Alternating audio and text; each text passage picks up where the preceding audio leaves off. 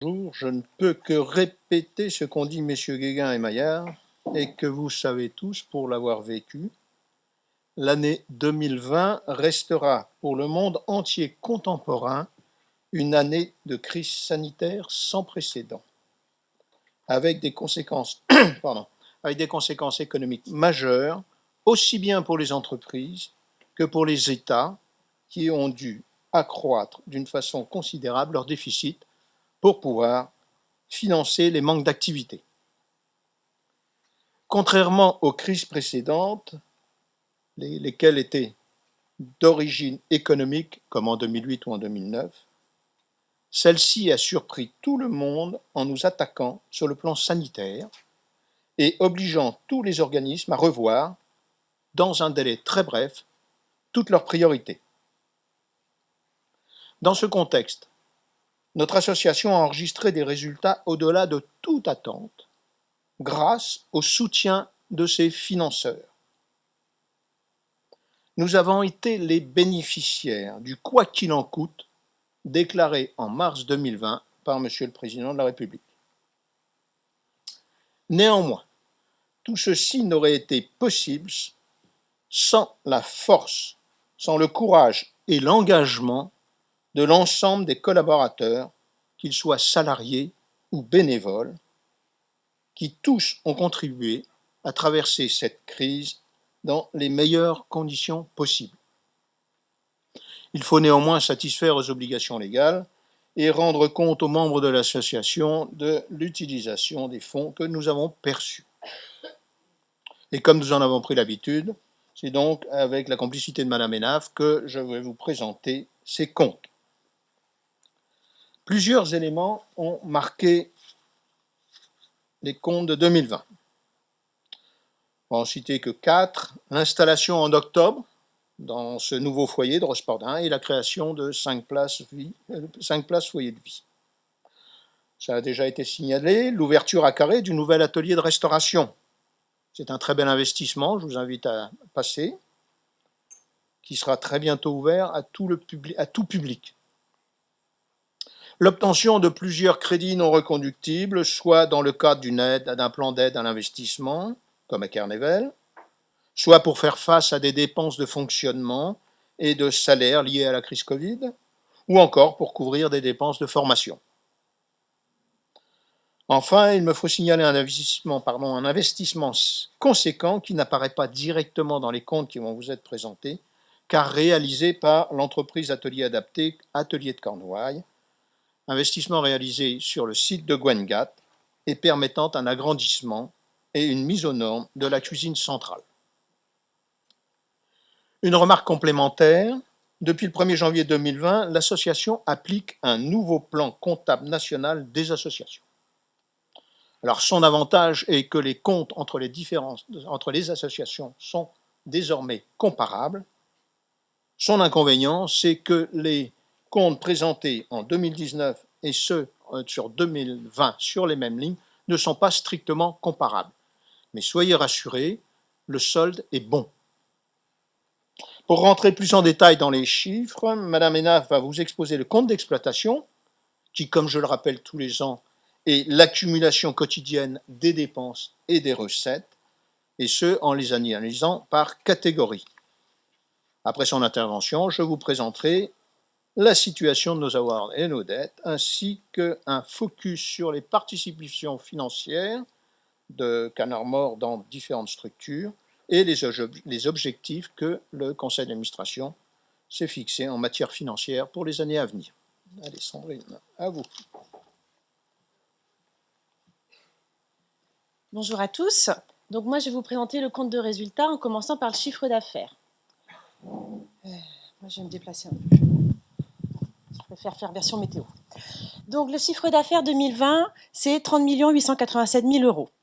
En progression par rapport à 2019, donc on pourrait un peu s'étonner, mais vous allez voir que c'est vraiment en lien avec tous les crédits non reconductibles qu'on a obtenus de la part de l'ARS et aussi du département.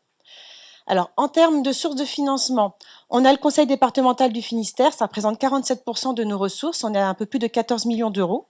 On voit une légère progression de 0,9%. Je vous lis les chiffres parce que je crois qu'ils sont vraiment tout petits vu du fond, hein. Donc la progression de 0,9%, elle s'explique de deux raisons.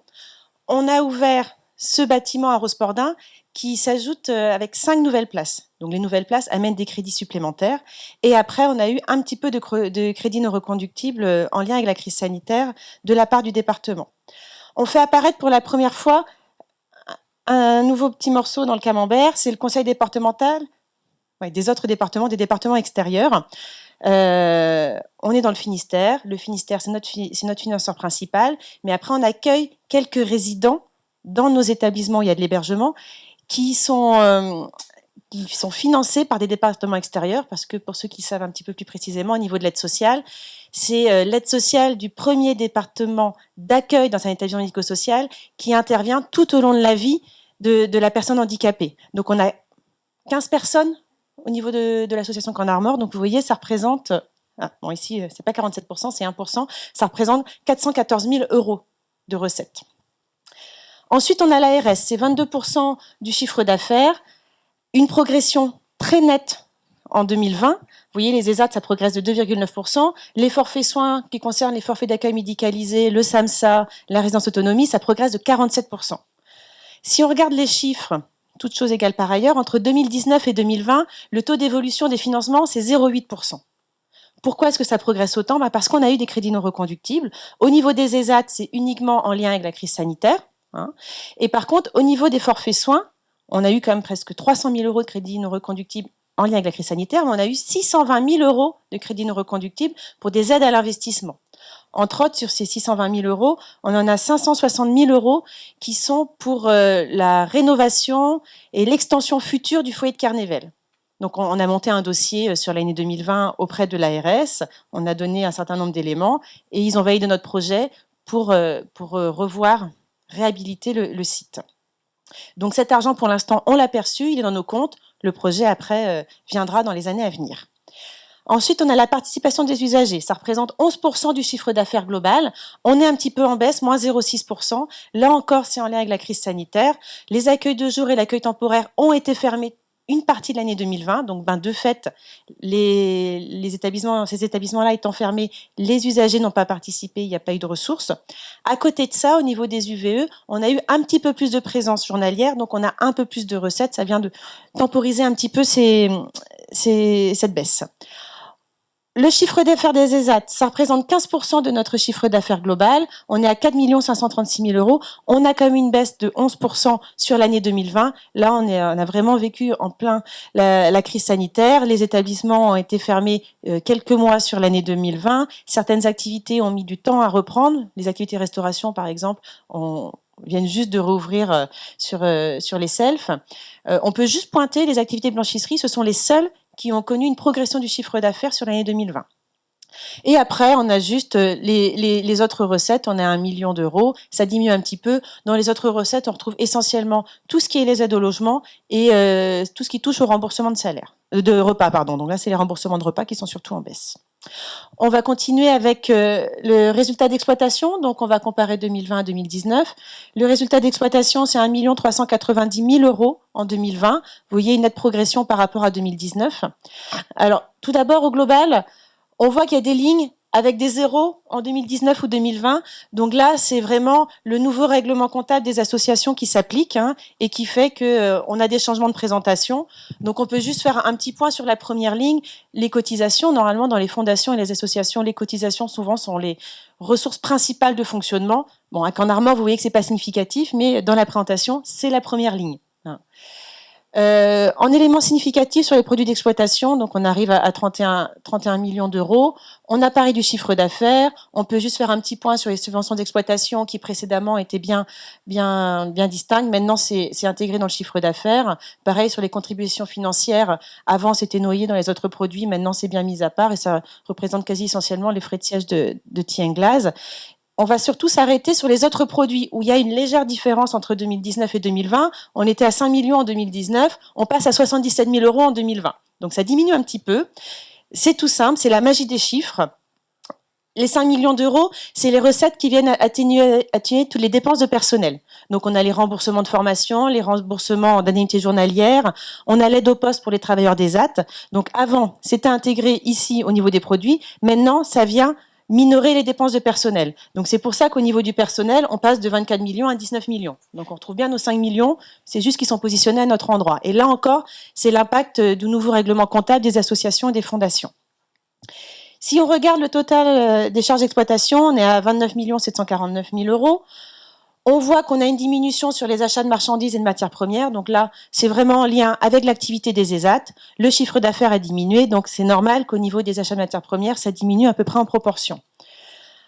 On va s'arrêter un petit peu sur les autres achats et charges externes. On est à 7 818 000 euros. Ça augmente de 5%, donc c'est quand même pas neutre comme augmentation. Ça s'explique essentiellement par un recours plus important à l'intérim. Donc ça a commencé en 2019. En 2020, ça a été un petit peu plus important. On a eu recours à l'agence Medicop, qui est de l'intérim social, essentiellement pour le foyer de Carnével et le foyer de Rospordin. Ça représente quand même une augmentation de 655 000 euros sur l'année 2020. Donc vous voyez que c'est pas neutre. Avant, ces dépenses-là étaient sur la ligne masse salariale. Dans les autres achats et charges externes, on trouve aussi toutes les dépenses, tous les achats qu'on a pu faire sur 2020, ce qu'on appelle les fournitures, les achats liés à la pandémie. On n'a pas acheté de masques parce que ça nous a été fourni par l'ARS, mais on a pu acheter du gel, des gants, des blouses et plein d'autres produits justement pour s'adapter. À côté de ça, on a eu quelques lignes qui ont diminué. On voit tout ce qui touche aux énergies, en particulier les carburants, c'est moins déplacé. Il y a eu moins de ce qu'on appelle fourniture de loisirs, moins d'activités extérieures dans les établissements, donc de fait moins de dépenses. On a aussi moins de déplacements. Au niveau de la masse salariale, donc là on est à masse salariale nette, déduction faite des recettes qui viennent l'atténuer, donc des remboursements de salaire, remboursements de formation et aide au poste. Donc on est à 19 millions d'euros. Grosso modo, ce qu'on peut en dire, c'est qu'on a eu encore une fois cette année une baisse du taux de charge sociale. Et c'est pas plus mal, ça permet de compenser la hausse des dépenses en lien avec une hausse de l'absentéisme. On l'a vu tout à l'heure avec Christophe Pouliquin, l'absentéisme a un peu augmenté. Donc de fait, nous, ça fait des dépenses complémentaires. On peut juste s'arrêter aussi sur les rémunérations des travailleurs d'ESAT, où là, on a une baisse très significative. On est à moins 493 000 euros sur 2020 par rapport à 2019. Mais si vous avez bien lu les faits significatifs tout à l'heure, vous avez pu noter qu'on a eu 480 000 euros d'aide au niveau de l'aide au poste. Donc pendant 6 mois et demi, le salaire des travailleurs handicapés de nos ESAT a été entièrement pris en charge par l'État. Donc ça explique vraiment la diminution.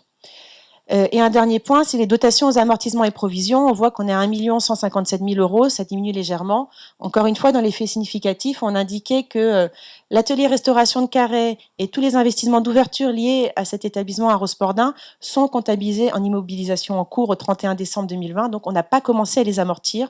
Donc ça explique un petit peu cette légère diminution sur les dotations aux amortissements. On continue avec le résultat financier.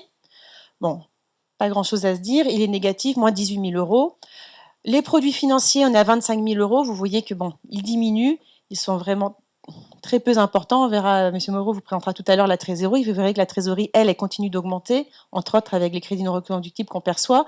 Mais pour l'instant, les placements au bon père de famille, ça ne rapporte quasiment rien. Donc forcément, on n'a pas de rentrée. Au niveau des charges financières, elles augmentent. On est à 43 000 euros. Là, c'est en lien avec les emprunts qu'on a pu faire. Sur l'année 2020, on a fait 2 emprunts pour 1 300 000 euros pour, entre autres, financer le nouvel atelier restauration à Carhaix et les investissements de cet établissement. Donc forcément, ça augmente un petit peu. Au niveau du résultat exceptionnel, donc, comme son nom l'indique, c'est exceptionnel. Ce sont des dépenses ou des produits qui n'arrivent normalement qu'une fois et c'est arrivé en 2020. Donc là, on est à moins 534 000 euros. Donc, ce qu'on peut dire, tout ce qui touche aux opérations de gestion, aussi bien en produits ou en charges, ce sont des factures, ce sont des produits qui concernaient les années antérieures, donc avant 2020, et qu'on a reçus tardivement sur l'année 2020. Donc, on comptabilise. Ce qui concerne les opérations en capital, donc les produits et les charges, il y a 2 choses. Lorsqu'on vend des immobilisations à Camp Narmor, on en retire un produit, par exemple quand on vend un véhicule, donc ça va à cet endroit-là. Donc on a un petit peu de produits de ce point de vue-là.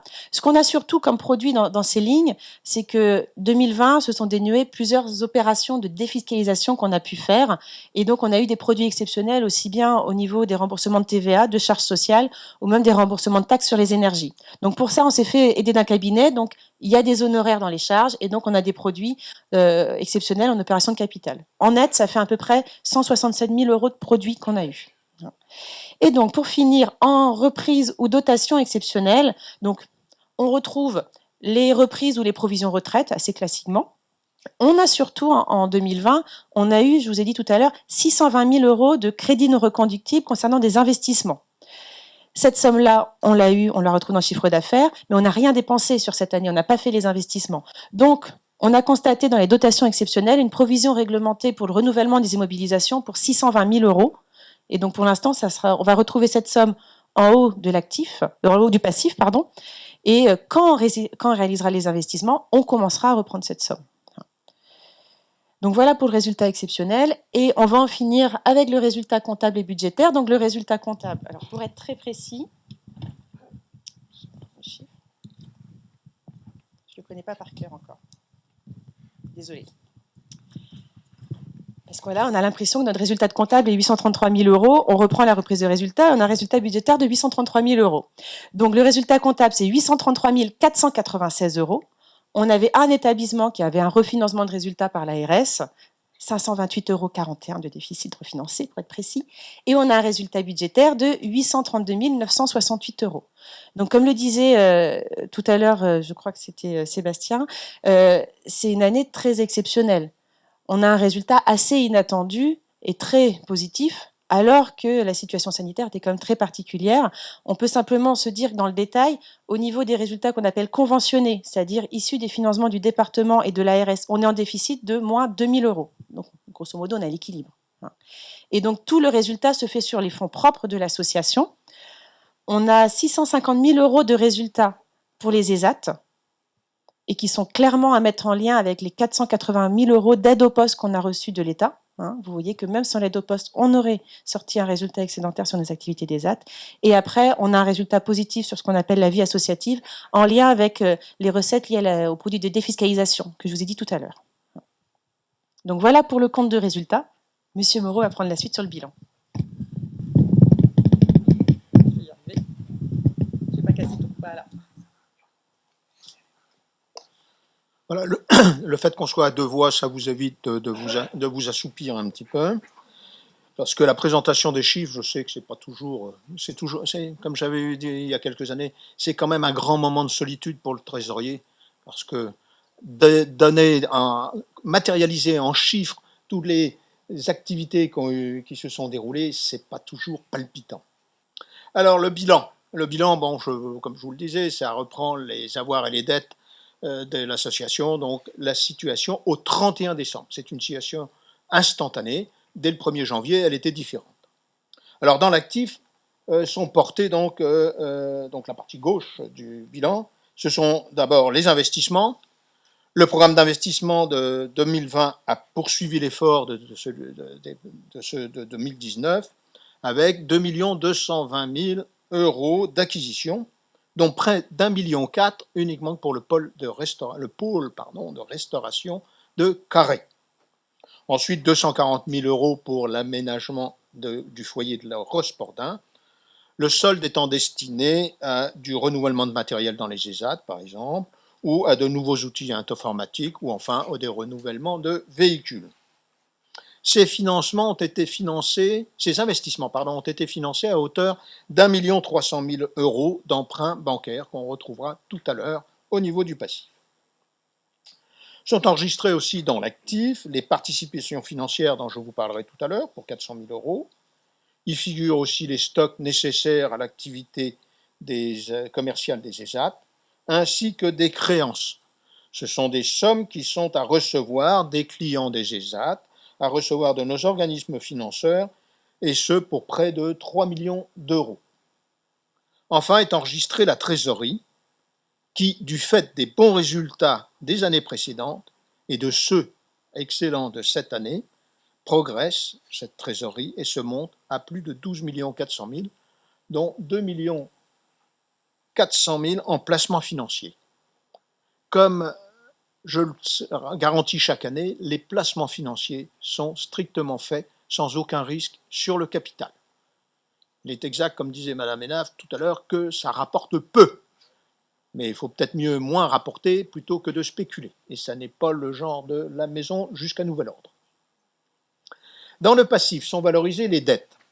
Les dettes soit auprès d'organismes bancaires, qui ont été sollicités pour financer le 1 300 000 € de tout à l'heure, indiqué, mais comme 460 000 ont été remboursés au cours de l'année, l'endettement net se monte à 3,7 millions en décalage de 840 000 € en accroissement net. Des dettes auprès des organismes sociaux et auprès de l'État pour 3,3 millions. Bon, ce sont des sommes qui sont généralement payées au début du mois suivant, et donc tous les ans, on constatera cette somme systématiquement au 31 décembre.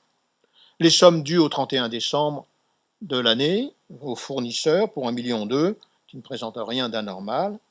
Et enfin, des provisions pour risques et charges pour 1,6 million €. Ce sont des sommes qui sont prélevées sur les excédents afin de faire face au futur, dans le futur, à des décharges qui sont prévisibles, les plus significatives étant celles liées aux indemnités de départ en retraite des salariés. Ces dettes ne présentent rien d'anormal par rapport à celles constatées les années précédentes. Le total de ces dettes et des provisions pour 9,2 millions, c'est-à-dire le montant qui serait théoriquement à décaisser si nos créanciers les exigeaient, donc ces 9,2 millions sont rapprochés des 12,4 millions que nous avons en trésorerie.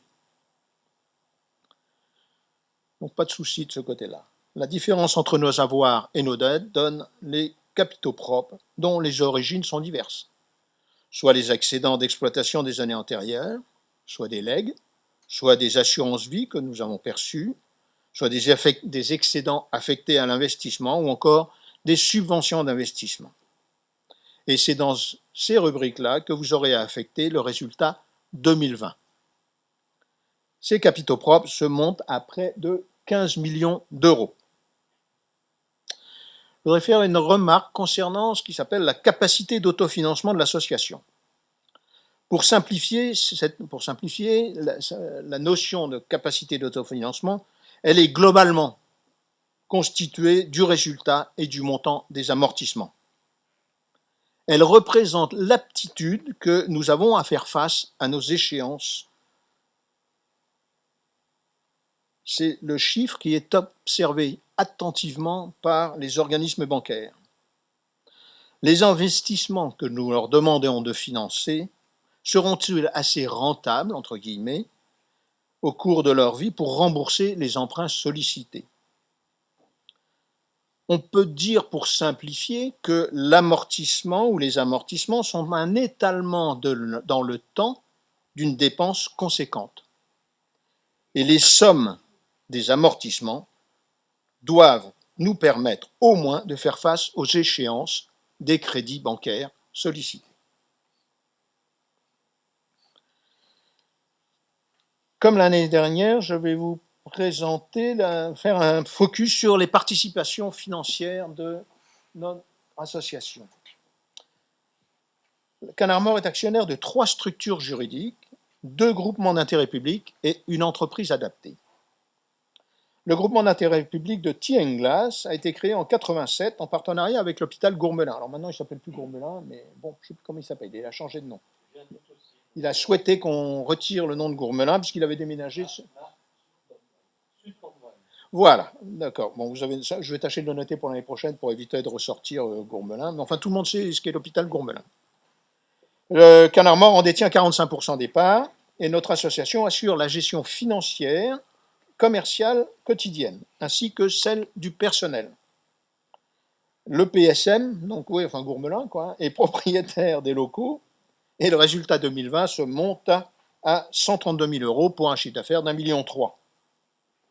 Avant la fin 2021, avant la fin de cette année, un nouveau contrat d'utilisation des locaux sera même signé, c'est même pas à signer, avec l'hôpital, puisque certains bâtiments sont amortis, appartenant à l'hôpital sont amortis, et il nous faut connaître leur devenir.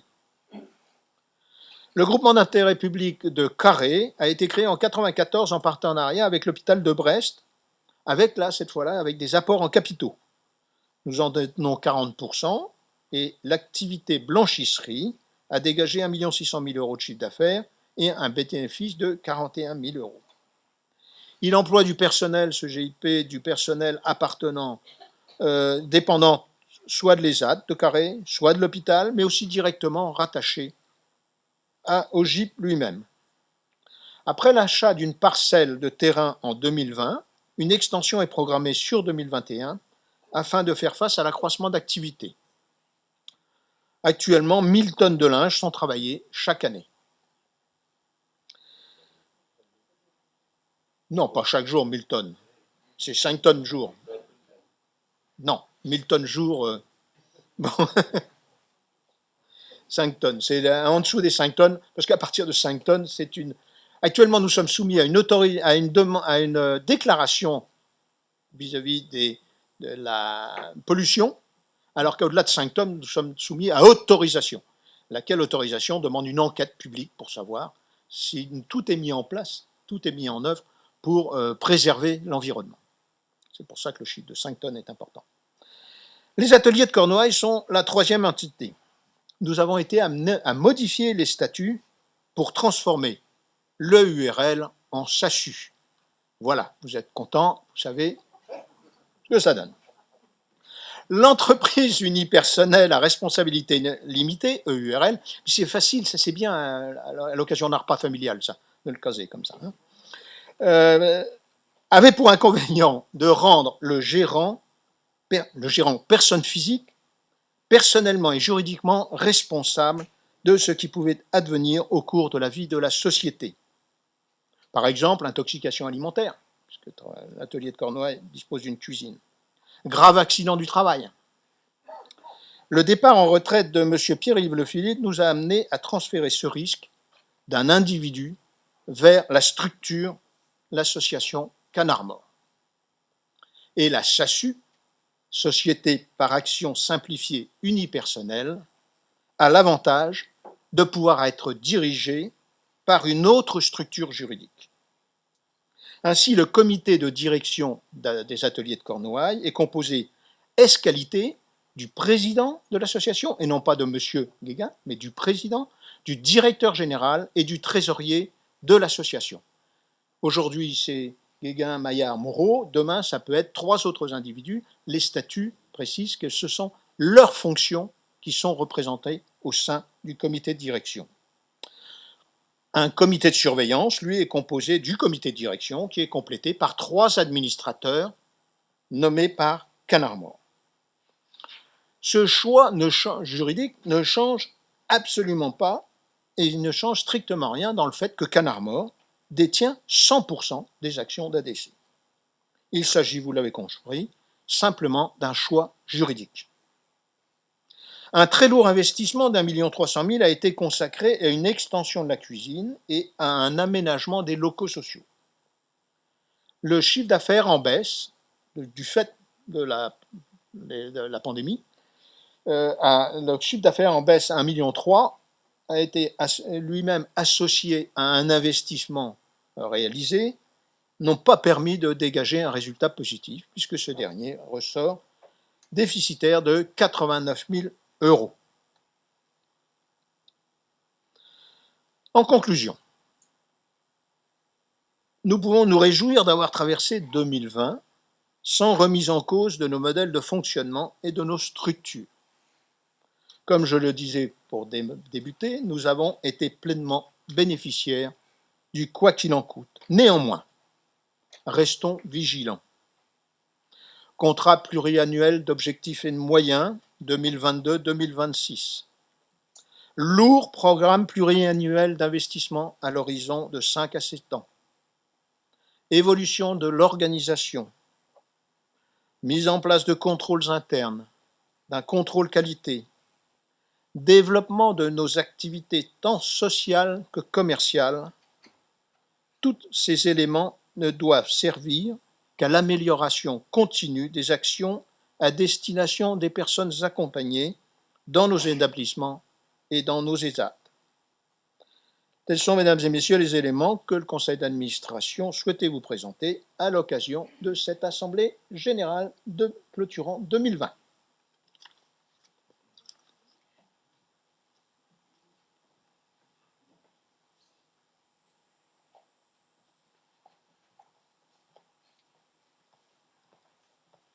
Monsieur Roimier, commissaire aux comptes.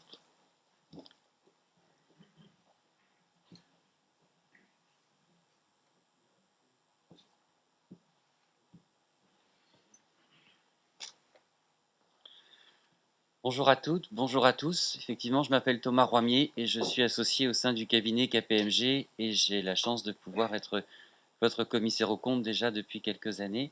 Et c'est avec plaisir que je vais pouvoir vous restituer nos travaux. Monsieur Moreau m'a effectivement mis la pression pour effectivement vous tenir en haleine et vous sensibiliser sur nos missions. Et la mission est effectivement de niveau. Une fois n'est pas coutume, je commencerai par la conclusion.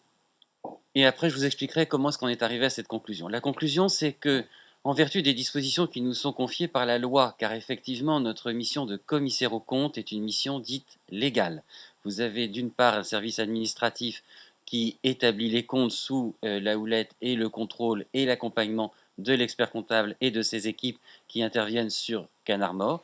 Et la loi prévoit que le commissaire aux comptes soit nommé par l'Assemblée générale afin de vous restituer une opinion sur les comptes, de sorte à ce que dans quelques minutes, vous puissiez approuver les comptes en Assemblée générale. C'est une disposition dite légale. À ce titre, en vertu de cette mission, et une fois n'est pas coutume, je serai amené à vous donner la conclusion, à savoir d'une certification pure et simple avec une observation. La question est de se dire maintenant, qu'est-ce que ça veut dire tout ça ? Certification pure et simple, la phrase dans notre rapport qui fait 5 pages, et donc évidemment je vous en ferai l'économie, consiste à dire que nous certifions que les comptes annuels présentent une image fidèle du résultat et du patrimoine. Nous certifions que les comptes annuels, bilan, compte de résultat, annexe au compte. Une image fidèle du résultat, c'est ce que Mme Enaf a présenté, les produits, les charges, et le patrimoine, c'est ce que M. Moreau a présenté, l'actif, le passif. À ces éléments-là se complète un document qui s'appelle l'annexe au compte et qui vient apporter des compléments d'information littéraires sur des éléments clés du bilan ou du compte de résultat. Voilà ce que nous avons fait. Comment on a fait tout ça? Comment est-ce qu'on s'y est pris? Par ma démarche un petit peu en entonnoir, j'ai commencé par la fin, à savoir la conclusion. Comment est-ce que nous avons travaillé? Nous avons d'abord travaillé sur ce que l'on appelle le contrôle interne, les procédures et l'organisation de l'association pour comprendre quelles sont ces différentes sources de revenus, parce que dans l'association, on a plusieurs métiers, plusieurs activités, plusieurs sources de revenus. Il faut donc les saucissonner les unes à côté des autres. Je suis désolé, monsieur le maire, mais... Non, j'ai bien compris que vous vouliez être discret. Et donc, nous sommes amenés à saucissonner les différentes activités pour comprendre leurs enjeux, comprendre leurs problématiques et leurs sources de revenus et leurs dépenses pour bien les comprendre et bien les appréhender. Une fois cette revue de procédure d'ensemble, nous devons bien évidemment instaurer un dialogue avec, évidemment, en premier lieu, les équipes comptables pour comprendre les tenants et aboutissants des enjeux qui ont été comptabilisés, mais évidemment en lien avec nos amis experts comptables pour pouvoir effectivement travailler en complémentarité avec eux, mais évidemment aussi avec la gouvernance de l'association, gouvernance au sens large, direction opérationnelle et présidence et autres fonctions au sein de l'association. Un dialogue doit s'instaurer, car effectivement notre jeu ne consiste pas à jouer au chat et à la souris. Nous ne sommes pas des maîtresses d'école qui donnons une bonne ou une mauvaise note. Nous sommes là pour co-construire les comptes annuels avec notre client, de sorte à instaurer un dialogue permanent avec eux pour instituer sur les points clés de l'audit. Quels sont les points clés de l'audit sur une structure comme la vôtre maintenant? Ça a été évidemment la crise sanitaire, mais pas la crise sanitaire telle que vous l'avez vécue au point de vue opérationnel des choses. Nous, on l'a vécu, la crise sanitaire, sur le plan comptable, et savoir comment on comptabilise telle ou telle aide, comment on comptabilise les aides au poste, comment on comptabilise les crédits non reconductibles, comment on les estime. Est-ce que c'est un gros montant, un petit montant? Madame Enaf vous en a parlé tout à l'heure, elle a insisté sur le montant des CNR, les crédits non reconductibles, elle a insisté sur le montant des aides au poste, Monsieur Moreau a insisté sur le montant des investissements, et on a fait aussi une allusion sur le montant des subventions, et donc vous voyez bien que tous ces sujets-là liés à la crise, liés aux investissements de l'année, liées à toutes les opérations particulières de Canard Mort font l'objet de traitements comptables très particuliers avec des enjeux très sensibles. Il convient donc de ne pas attendre la dernière minute pour traiter ces sujets-là. Il convient donc effectivement de pouvoir les appréhender et surtout les anticiper, et pour qu'effectivement l'appréhension des comptes et le travail d'arrêter des comptes par les équipes de Canard Mort doit se faire dans la sérénité, et dans un schéma comme celui-ci, inutile de vous dire que ce n'est pas un 20 mots. Au-delà de l'opinion, au-delà des procédures de contrôle interne, au-delà du dialogue qui est instauré avec nos différents interlocuteurs, au-delà des points clés de l'audit que je viens de vous situer sur le traitement comptable du Covid, évidemment l'exercice aurait été trop simple si nous avions été à périmètre comptable constant. Or, M. Moreau vous l'a indiqué tout à l'heure, il y a eu un changement de réglementation comptable qui s'appelle le nouveau règlement comptable des associations, qui vient toucher l'ensemble des associations, qu'elles soient grosses, qu'elles soient petites, qu'elles soient dans le médico-social, qu'elles soient dans le domaine de l'éducation, qu'elles soient dans le domaine de la formation au sens large. Toutes les associations sont concernées. Et donc, il a fallu pour Canard Mort d'intégrer aussi ces éléments-là, parce que au-delà de la petite gymnastique comptable, au-delà des libellés de compte qui changent, il y a surtout toute la réflexion sur les conséquences de ce nouveau règlement, afin de permettre d'appréhender ces éléments-là dans les comptes annuels, ce qui là aussi ne fut pas un vain. Notre mission, c'est considérée dans ces éléments-là, pour conduire à la situation des comptes qui vous ont été présentés tout à l'heure et qui présentent quand même une santé financière assez robuste, c'est peu de le dire, grâce aux fonds associatifs qui ont été acquis et accumulés après de nombreuses années d'exercice, la trésorerie qui est là, les investissements qui ont été réalisés. Et je pense que c'est un message important pour chacun d'entre vous, car ce message ne se limite pas à la présidence de l'association, à son directeur général et à quelques salariés. C'est un message que je veux porter auprès de tous les membres pour qu'effectivement vous en soyez tous convaincus et que vous soyez aussi rassurés de savoir dans quelle association vous êtes, quelle est sa santé financière, quel est son devenir, de sorte à ce que les inquiétudes que nous pouvons tous avoir compte tenu dans le monde dans lequel nous vivons, au moins chez Canard Mort, vous devez être rassurés, au moins sur les problématiques d'enjeux financiers. Maintenant, au-delà de ces sujets-là, nous ne sommes pas en qualité de commissaire aux comptes et encore moins chez KPMG hors sol. On est parfaitement conscient du point relatif aux difficultés de recrutement, au point relatif aux inégalités de salaire que M. Guéguin a indiqué tout à l'heure. Nous sommes particulièrement sensibles aussi à la problématique de l'agilité. La vérité d'un jour n'est pas la vérité de toujours. Et qui n'a pas vécu ça en 2020? Qui qu'on soit, quel que soit notre âge, quel que soit notre métier, nous avons bien tous vu qu'il fallait absolument être impliqué sur un domaine de l'agilité qui est devenu le mot à la mode. Mais ça, c'est devenu effectivement notre leitmotiv. Et il faut qu'on s'adapte pour pouvoir effectivement garder et surtout garder de la sérénité, ce qui dans le monde actuel n'est pas un vain mot non plus.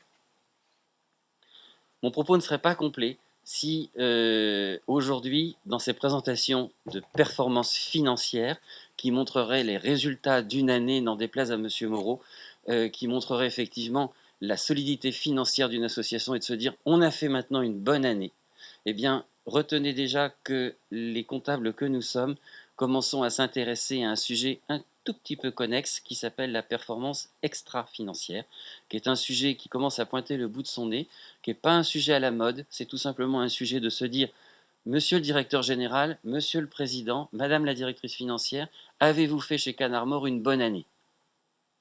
Pour répondre à cette question, depuis le début de la matinée, on ne parle que de chiffres.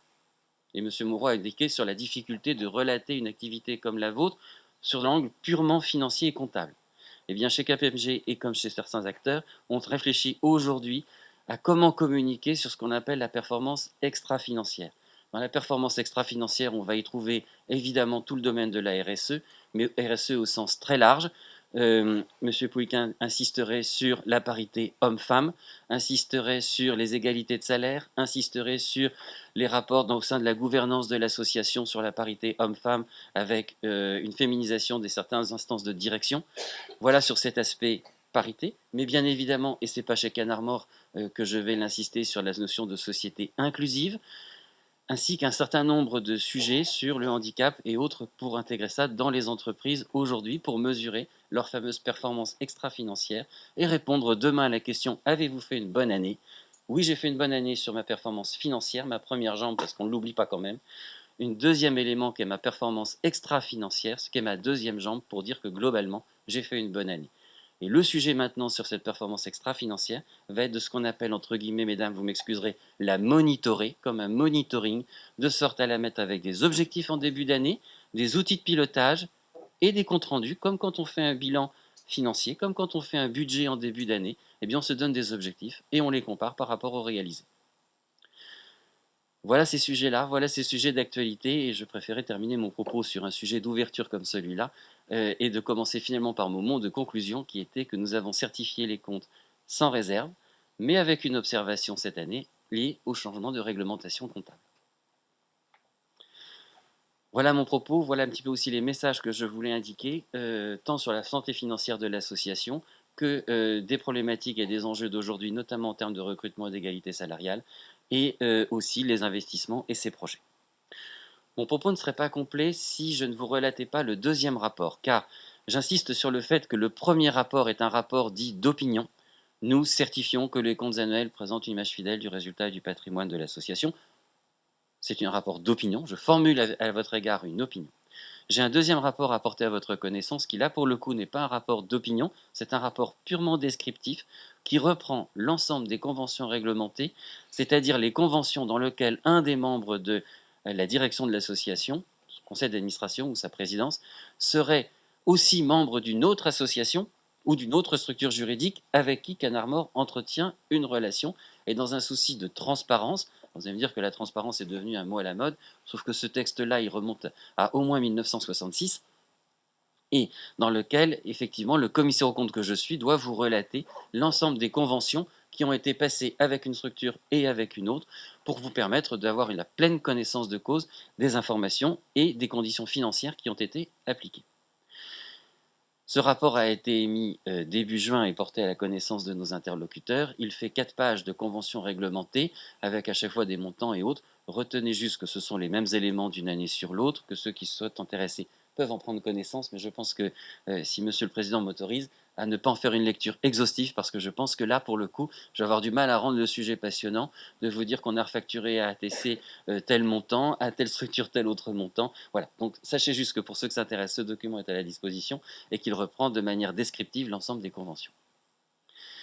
Mon propos ne serait encore une fois pas complet si je ne remerciais pas l'ensemble de nos interlocuteurs qui ont été à la fois les cabinets Socogec, mais aussi l'ensemble des équipes administratives de Madame Enaf, et évidemment la direction et la gouvernance de l'association qui a porté à notre connaissance son éclairage et avec qui on a pu instaurer un dialogue de discussion, car nous ne sommes pas des maîtresses d'école ni à donner des bonnes ou des mauvaises notes. Nous avons là à formuler une opinion qui est très engageante et qui est très lourde de responsabilité à votre égard, et dans un dialogue nourri et co-construit au cours de l'année. Comme le veut la formule, je reste évidemment à votre disposition pour tout complément d'information.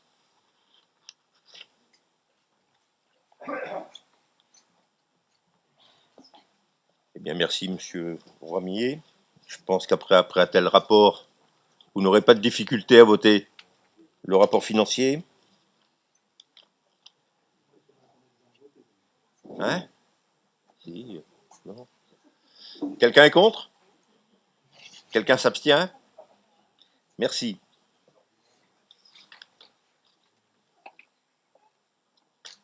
On passe aux résolutions. L'Assemblée générale, réunie le 25 juin 2021, après avoir entendu lecture du rapport de gestion du conseil d'administration et du rapport sur les comptes annuels du commissaire aux comptes, approuve les comptes 2020 se soldant par un excédent de 833 495,54 € et donne quitus aux administrateurs de l'association Canarmor de la gestion pour l'année 2020. Qui est contre?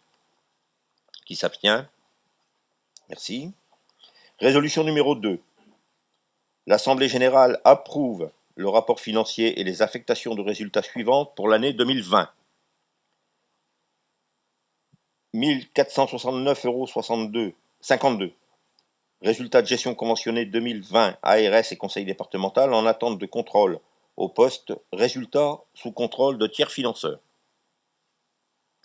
528,41 €. Résultat de gestion conventionnée 2019 refinancé en 2020 à affecter au poste résultat sous contrôle de tiers financeurs.